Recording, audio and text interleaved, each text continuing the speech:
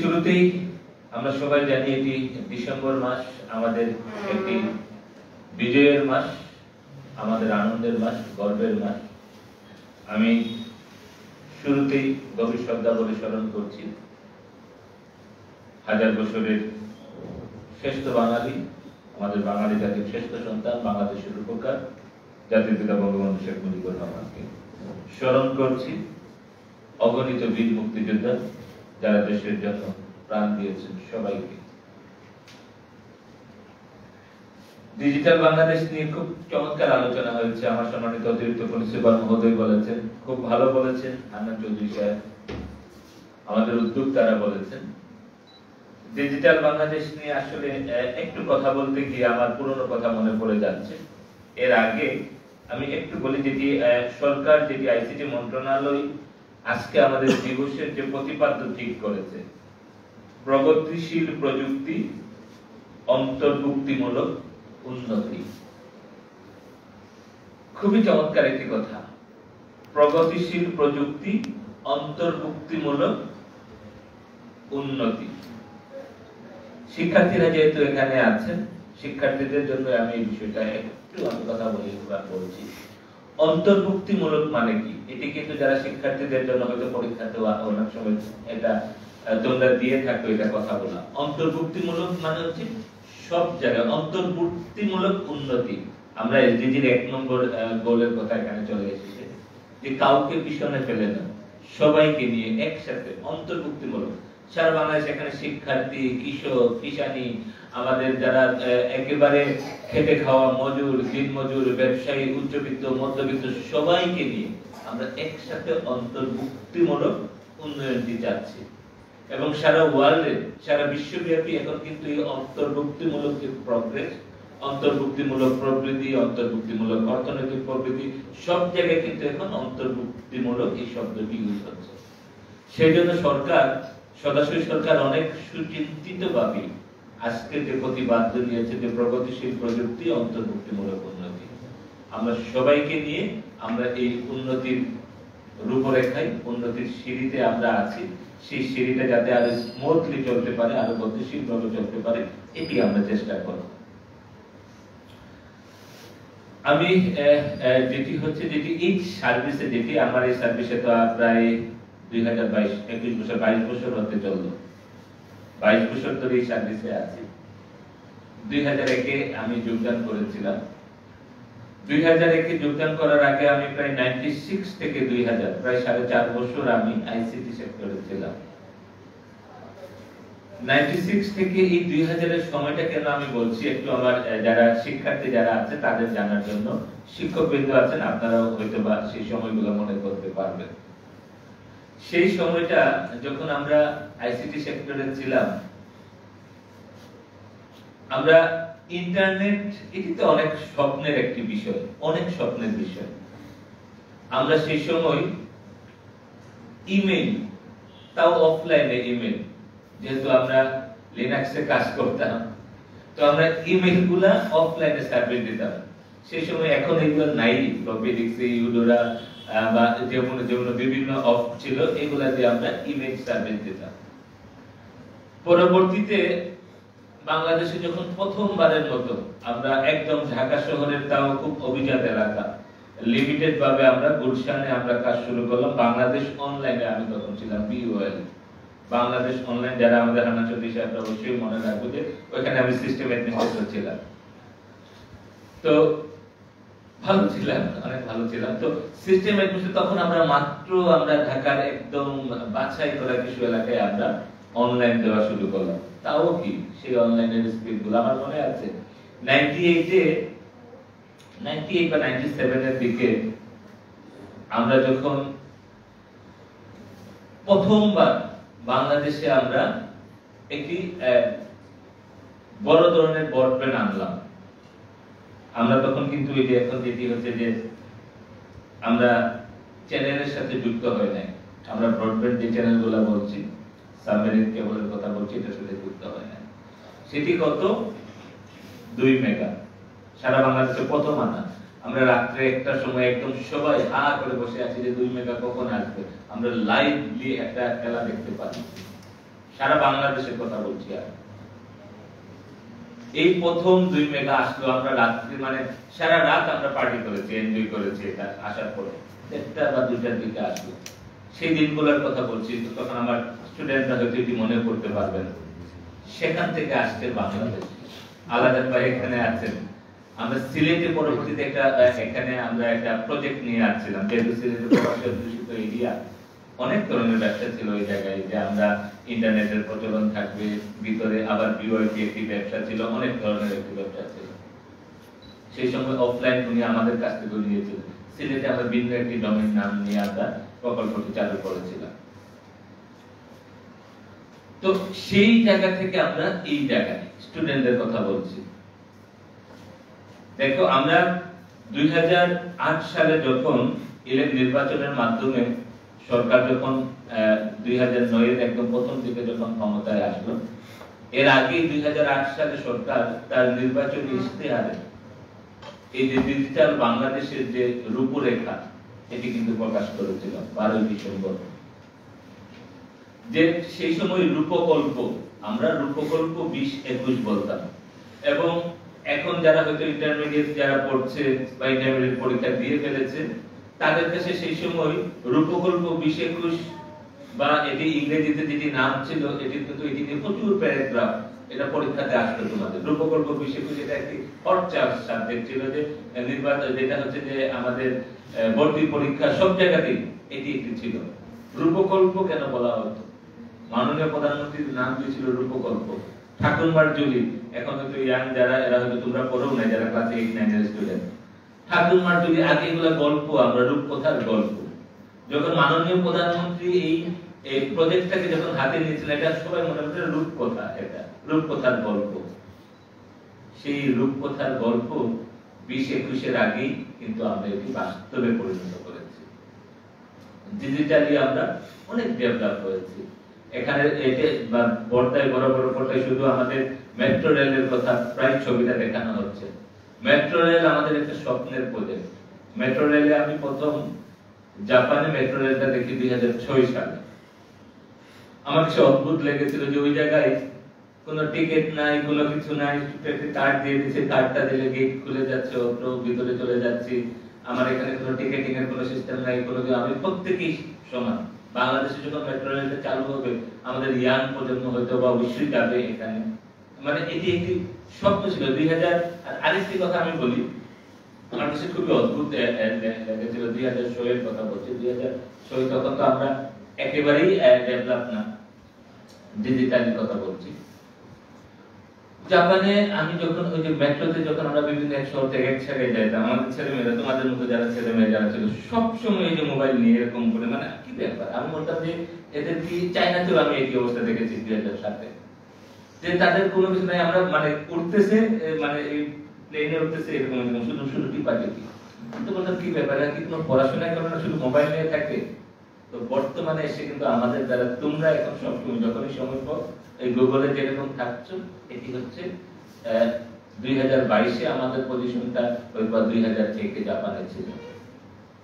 কিন্তু আমরা better late দেন never, আমরা কিন্তু এখন খুব শক্তিশালী পজিশনে আছি।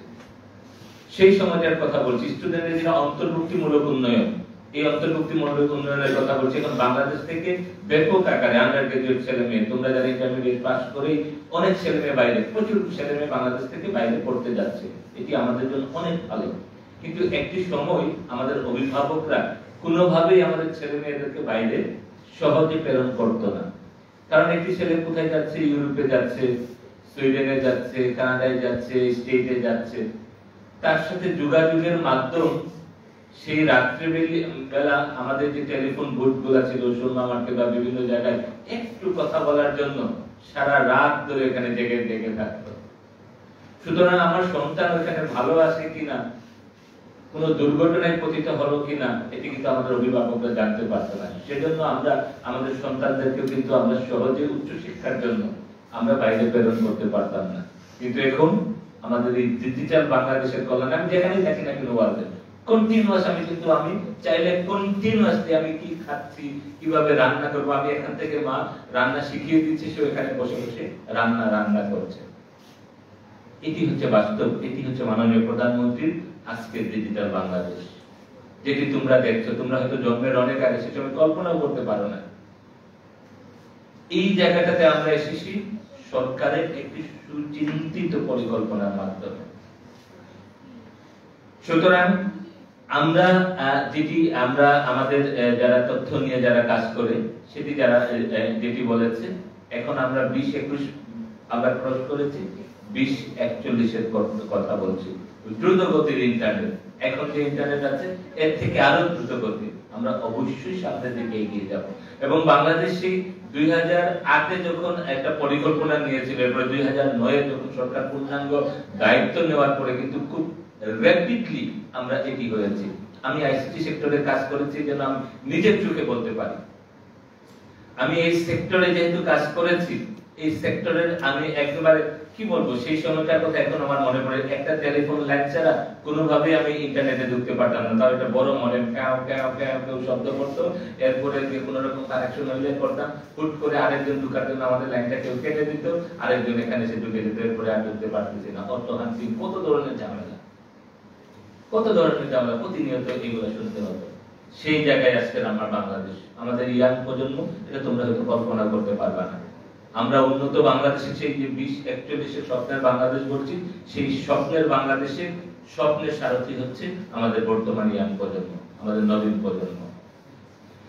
আরেকটি কথা যেটা বলতে হয়, যেটি ইউডিসির কথা, এখানে ইউডিসির দুজন উদ্যোক্তা খুব চমৎকার ভাবে বক্তব্য দিয়েছেন। ইউআইএসসি যখন চালু হয় 2000 পাইলট ভিত্তিক এটি চালু হলো 2007-এ মনে হয়, 2007 বা 2006-এ সিলেটেও আসলো 2008 বা 2009-এর দিকে। সিলেটে সারা বিভাগে 7টি ইউনিয়নে আমাদের ইউআইএসসি চালু হলো। মাননীয় প্রধানমন্ত্রীর কথা না উদ্বোধন করছেন, মাননীয় প্রধানমন্ত্রীর বক্তব্যের সাথে সাথে আমরা আমাদের বক্তব্য বন্ধ করে দেব, সভাপতির বক্তব্য পরে আমরা শুনে শেষ করব। তো সেই ইউআইএসসি যখন যাত্রা শুরু হলো, এটাকে নিয়ে অনেক রকমের কথা হয়েছে। ইউআইএসসির প্রথম দিকে কাজ ছিল মেইল, অর্থাৎ ওই যে বিদেশ থেকে মেইল আসছে সেই মেইলটা পড়ে শোনানো, বা ওইখানে আমরা অনেক সময় যেটি যে তোমরা যে ফেস টু ফেস কথা বলা, এটি ইউআইএসসি তে হতো। সেই ইউআইএসসি থেকে এখন ইউডিসি, ইউনিয়ন ডিজিটাল সেন্টার, এটি কিন্তু একটি আমাদের ডিজিটালের একটি প্রতীক হিসেবে বাংলাদেশে একটি কাজ করছে। এটি মাননীয় প্রধানমন্ত্রী, মাননীয় সরকার প্রধানের একেবারেই মস্তিষ্ক প্রসূত। এই জন্য মাননীয় প্রধানমন্ত্রী দেখেন যে অনেক প্রোগ্রামে সরাসরি না গেলেও এই একটি প্রোগ্রাম, এটি মাননীয় একটি স্বপ্নের প্রোগ্রাম, তার নিজস্ব শিশুর মতো একটি এটি যে ডিজিটাল বাংলাদেশ। আমরা আশা করব আমাদের পরবর্তী প্রজন্ম, আমরা সেই স্বপ্নের, যেটা আমরা উন্নত বিশ্বের কথা বলছি, উন্নত বাংলাদেশের কথা বলছি, সেই উন্নত বাংলাদেশে এগিয়ে নিয়ে যাওয়ার জন্য আমাদের পরবর্তী প্রজন্ম কাজ করবে। আমরা সরকার যেভাবে এগিয়ে যাচ্ছে, আমরা যদি সবাই যদি এগিয়ে যাই। একটি কথা বলবো নতুনদের উদ্দেশ্যে, সততা কোনো বিকল্প নাই। সততার কথা এখানে বলেছে আমাদের যেহেতু অনেকে বক্তারা বলেছে, এর থেকে আরো বেশি দেশপ্রেম। সবচেয়ে বড় বেশি আমাদের ইয়াং প্রজন্মের জন্য সম্মানিত শিক্ষকবৃন্দ আছেন, আমরা স্টুডেন্টকে বারবারই বলি যে দেশপ্রেম এটি যেন তাদের মধ্যে যেন জাগ্রত করা হয়। দেশপ্রেম যদি না থাকে তাহলে আমি সৎ হইতে কোনো লাভ নাই। আমার দেশপ্রেম নেই কিন্তু আমি 100% সৎ, তাহলে এই সততা বাংলাদেশের জন্য কোনো কাজে আসবে না। আবারও বলছি, যদি আমার দেশপ্রেম যদি না থাকে তাহলে আমি 100% সৎ হই না কেন, এই সততা বাংলাদেশের জন্য কোনো কাজে আসবে না। সুতরাং আমাদের স্টুডেন্টদের জন্য মানে এটি বিকল্প নাই। আমরা আমাদের দেশকে ভালোবাসবো এবং এই দেশ সম্ভাবনাময় দেশ, সরকার প্রধান কাজ করে যাচ্ছে, আমরা সবাই মিলে এগিয়ে যাব এবং অন্তর্ভুক্তিমূলক উন্নতি, অর্থাৎ আমরা সবাইকে নিয়ে একসাথে উন্নয়নের সিঁড়িতে আমরা এগিয়ে যাব। এই প্রত্যয় ব্যক্ত করে সবাইকে আবারও ধন্যবাদ জানিয়ে এবং জেলা প্রশাসন সিলেটকে ধন্যবাদ জানিয়ে আমার কথা এখানে শেষ করব। জয় বাংলা, বাংলাদেশ চিরজীবী হোক। অসংখ্য ধন্যবাদ তার সুন্দর সাবলীল এবং অসাধারণ বক্তব্যের জন্য। সম্মানিত সুধী, অনুষ্ঠানের এই পর্যায়ে সভাপতির বক্তব্য প্রদান করার জন্য বিনীতভাবে অনুরোধ জানাচ্ছি মাননীয় জেলা প্রশাসক জনাব মোহাম্মদ মজিবুর রহমান মহোদয়কে। বিসমিল্লাহির রহমানির রহিম। প্রগতিশীল প্রযুক্তি অন্তর্ভুক্তিমূলক উন্নতি। এই স্লোগানকে সামনে রেখে আমাদের ষষ্ঠবারের মতো ডিজিটাল বাংলাদেশ দিবস উদযাপন করতে যাচ্ছি। আমাদের আজকের জেলা প্রশাসন শ্রেণীকর্তৃক আয়োজিত সকালবেলা আমাদের জাতির পিতা বঙ্গবন্ধু শেখ মুজিবুর রহমানের প্রতি পুষ্পমাল্য অর্পণ, পরবর্তীতে র্যালি এবং আজকে এই সর্বশেষ আলোচনা সভা। আমাদের আলোচনা সভা সম্মানিত প্রধান অতিথি হিসেবে উপস্থিত থাকার কথা ছিল মাননীয় বিভাগীয় commissioner doctor Mohammad Mosharraf Hossain sir সরকারি কাজে ঢাকা অবস্থান করছেন। আমাদের মাঝে আজকে প্রধান অতিথির আসন অলঙ্কৃত করেছেন। আমাদের আমি মনে করি যে ডিজিটাল প্রযুক্তির একজন ধারক এবং বাহক, এবং তিনি ডিজিটাল প্রযুক্তির উৎকর্ষ সাধনের দীর্ঘদিন কাজ করে যাচ্ছেন অতিরিক্ত বিভাগীয় কমিশনার জনাব দেবব্রত সিংহ স্যার। আমাদের মাঝে উপস্থিত রয়েছেন অতিরিক্ত পুলিশ সুপার জনাব শাহরিন সালেহ, উপস্থিত অতিরিক্ত জেলা প্রশাসক বৃন্দ, অন্যান্য সহকর্মীবৃন্দ, প্রিন্ট ইলেকট্রনিক মিডিয়া সাংবাদিক বৃন্দ, ছাত্রছাত্রীবৃন্দ এবং সম্মানিত সুধীবৃন্দ, আসসালামু আলাইকুম। আমরা আমাদের মাননীয় প্রধান অতিথি মহোদয়ের কাছ থেকে যে চমৎকার বক্তব্য শুনেছি, এরপরে আসলে ডিজিটাল বাংলাদেশের আর খুব বেশি বিষয় অবশিষ্ট থাকে না। আমি বক্তব্যের শুরুতেই গভীর শ্রদ্ধা স্মরণ করি সর্বকালের সর্বশ্রেষ্ঠ বাঙালি জাতির পিতা বঙ্গবন্ধু শেখ মুজিবুর রহমানকে, যার জন্ম না হলে এই দেশটি স্বাধীন হতো না। এবং আমরা আজকে যে দিবসটি পালন করছি, আজকে বাংলাদেশের যে অবস্থা, আমরা এই অবস্থানে থাকতাম না। আমি গভীর শ্রদ্ধা স্মরণ করি মহান মুক্তিযুদ্ধ আত্মশহীদের সকল বীর মুক্তিযোদ্ধাদের এবং এদেশের জন্য যারা জীবন দিয়েছেন এবং বীর মুক্তিযুদ্ধ করে দেশটি স্বাধীন করেছেন, তাদের সকলের প্রতি গভীর শ্রদ্ধা এবং রাজকালে যে রূপকল্প ঘোষণা করেছিলেন, যে কল্পনা যেটি ছিল মাননীয় প্রধানমন্ত্রী, তিনি এই দেশটিকে ডিজিটাল বাংলাদেশ হিসেবে বিনির্মাণ করবেন, সেই কল্পনাটি আজকে বাস্তব। মানুষ স্বপ্ন দেখায়, অনেকেই স্বপ্ন দেখিয়েছেন, কিন্তু সেই স্বপ্ন বাস্তবায়ন করার সক্ষমতা অনেকের ছিল না, অনেকের নেই। কিন্তু মাননীয় প্রধানমন্ত্রী জননেত্রী শেখ হাসিনা তিনি স্বপ্ন দেখিয়েছেন বাংলাদেশের মানুষকে, এবং সেই স্বপ্নটি আজকে বাস্তবায়ন করে আমাদের মাঝে সেটি প্রতিষ্ঠা করেছে। যে কারণে আজকে আমাদের এই ডিজিটাল বাংলাদেশ দিবসে মাননীয় প্রধানমন্ত্রী সরাসরি অংশগ্রহণ করেছেন এবং সরাসরি উপস্থিত থেকে আমাদের যারা ডিজিটাল ক্ষেত্রে অবদান রেখেছে তাদেরকে পুরস্কৃত করছেন। এটি তার একেবারে নিজের সন্তানের মতো। আমরা স্বাধীনতা পরবর্তী সময় যদি দেখে একেবারে শুরুর দিক থেকে ৭০ সাল ১৯৭১ সালের দিকে আমাদের এদেশের মানুষ ৮৮% মানুষ ছিল দারিদ্র সীমার নিচে। সেখান থেকে আমাদের এখন মাত্র ২ ভাগ সেখানে নামে নিয়ে আসছে। আমাদের ৮০% মানুষ এখন দারিদ্র সীমার উপরে, তারা উন্নত প্রযুক্তি ব্যবহার করছে এবং আমরা উন্নত বাংলাদেশের পথে আমরা এগিয়ে যাচ্ছি। এবং সেই যে ২০৪১ সালের উন্নত বাংলাদেশ, যে বাংলাদেশের স্বপ্ন দেখেছিলেন জাতির পিতা বঙ্গবন্ধু শেখ মুজিবুর রহমান, যে উন্নত সুখী সমৃদ্ধ সোনার বাংলাদেশ, সেটি বিনির্মাণের পথে আমরা অনেকখানি এগিয়ে গিয়েছি। এবং সেটি নির্মাণ করতে গেলে পরে আমাদের যে উন্নত বাংলাদেশের স্বপ্ন আমরা দেখি, সেটি নির্মাণ করতে গেলে আমাদেরকে প্রযুক্তিগত দিক থেকে আমাদেরকে এগিয়ে যেতে হবে, জ্ঞান বিজ্ঞান আমাদেরকে সামনের দিকে এগিয়ে যেতে হবে, এবং মেধাভিত্তিক একটি জাতি গঠন করতে হবে। এবং সেই মেধাভিত্তিক জাতি গঠনের আমি মনে করি যে ভিত্তি হচ্ছে আমাদের এই ডিজিটাল বাংলাদেশ, যেটির সাথে আমিও নিজেও সম্পৃক্ত ছিলাম। আমরা যখন উপজেলা নির্বাহী অফিসার, তখন আমরা উপজেলা ইউনিয়ন ডিজিটাল সেন্টার, যেটি ইউনিয়ন তথ্য সেবা কেন্দ্র নাম দিয়ে আমরা সেটি শুরু করেছি। এবং এর পরবর্তীতে আমাদের বিভিন্ন স্কুলগুলিতে ল্যাব প্রতিষ্ঠা থেকে শুরু করে এই ছেলে মেয়েদেরকে প্রশিক্ষণ এবং এই বিজ্ঞান শিক্ষা এবং কারিগরি শিক্ষার উন্নয়নের জন্য কাজ করেছি। তো আমরা এর সাথে একেবারে ওতপ্রোতভাবে জড়িত। আমরা যখন আমাদের যে বাংলাদেশের যে ওয়েবসাইটটি যেটি তৈরি হয়, সেই ওয়েবসাইট নির্মাণের সময় আমরা প্রত্যেক জেলা থেকে এই ইনপুটগুলি দিয়েছি, যে কারণে সকলের সমস্যার কারণে সর্বোত্তম সময়ের ভিতরে কিন্তু আমাদের পৃথিবীর সবচেয়ে বৃহত্তম ওয়েবসাইট যেটি, সেটি আমরা নির্মাণ করতে সক্ষম হয়েছি। আমরা দক্ষ মানব সম্পদ উন্নয়নের লক্ষ্যে আমাদের আজকের যে প্রযুক্তির ব্যবহার এবং ব্যবহারের মাধ্যমে আমরা সব ইন্ডাস্ট্রিয়াল রেগুলেশন এবং আমাদের ডিজিটাল প্রযুক্তির মাধ্যমে আমরা যে দেশটিকে ২০৪১ সালের মতো বাংলাদেশ বিনির্মাণ করতে চাই, সেই বিনির্মাণের সারথি হিসেবে আমাদের যারা শিক্ষার্থী রয়েছে, তারা তাদের কার্যক্রম পরিচালনা করছে, তারা তাদের মেধা এবং দক্ষতার মাধ্যমে দেশটিকে এগিয়ে নিয়ে যাবে, সেটি প্রত্যাশা ব্যক্ত করছে।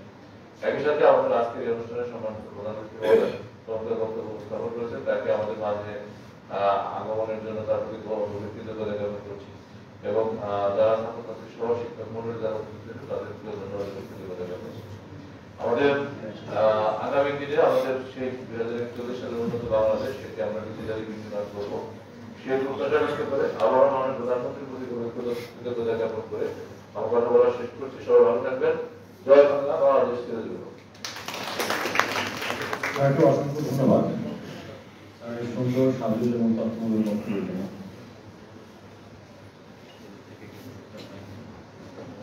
সম্মানিত সুধীমণ্ডলী, সকলকে আপনাদের জানানো যাচ্ছে যে ডিজিটাল বাংলাদেশ দিবস 2022 উদযাপন উপলক্ষে রচনা ও উপস্থিত বিতর্ক প্রতিযোগিতার আয়োজন করা হয়।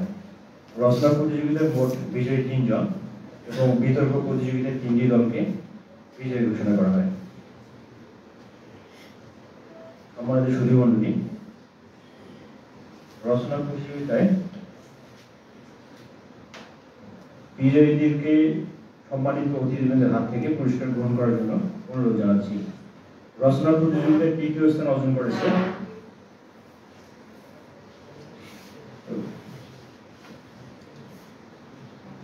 হাজিবা Akter Tamanna, Amberkhana girls school and college ছেলে। হাজিবা আক্তার তামান্না তাকে সম্মানিত অতিথিবৃন্দের কাছ থেকে পুরস্কার গ্রহণের জন্য অনুরোধ জানাচ্ছি। এর পরপরই দ্বিতীয় স্থান অধিকারী আনাজ আক্তার মিম পুরস্কার গ্রহণের জন্য উপস্থিত থাকবেন।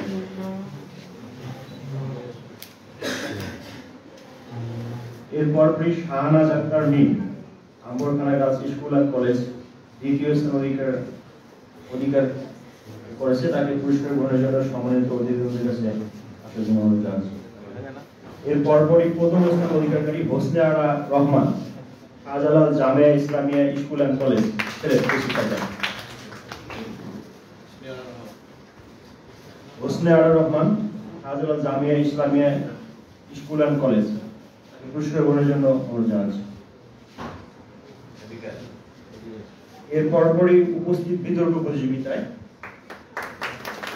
তৃতীয় স্থান অর্জন করেছে সিলেট সরকারি পাইলট উচ্চ বিদ্যালয়, তাকে পুরস্কার গ্রহণের জন্য অনুরোধ জানাচ্ছি। এর পরপরই উপস্থিত থাকবে দ্বিতীয় স্থান অধিকারী Shahjalal Jamia Islamia school and college.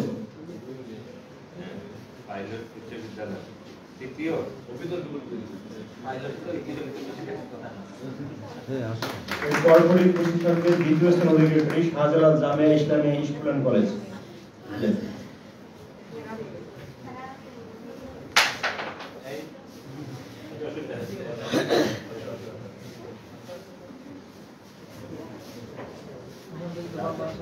এর পরপরই উপস্থিত বিতর্ক প্রতিযোগিতার প্রথম স্থান অর্জনকারী সরকারি অগ্রগামী বালিকা উচ্চ বিদ্যালয়, তাদেরকে পুরস্কার গ্রহণের জন্য আমরা আসলে অনুরোধ জানাচ্ছি।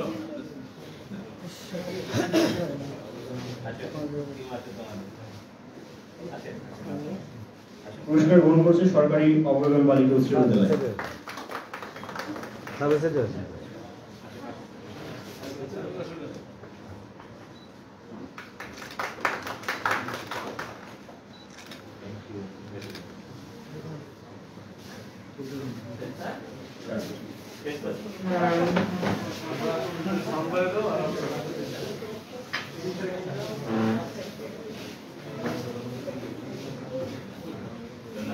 জনিত দুর্ঘটনা রোধে একটি স্মার্ট প্রযুক্তি যা হেলমেটে ব্যবহারযোগ্য এবং অ্যাক্সিডেন্ট করার আগে মুহূর্তে সতর্ক করতে সক্ষম। লন্ডনের শিশুরা জেলা পর্যায়ে প্রাথমিক বেসরকারি শ্রেষ্ঠ দলের ডিজিটাল বাংলাদেশ পুরস্কার 2022 গ্রহণ করছে পরবর্তীকাল জেলা পরিবার বৈরুল হাসান সাদিক, ল্যাব সহকারী TMSS ইঞ্জিনিয়ারিং কলেজ বগুড়া। তার সঙ্গে সদস্য হিসেবে আছেন জেলা পরিবার ওমর ফারুক শিক্ষা।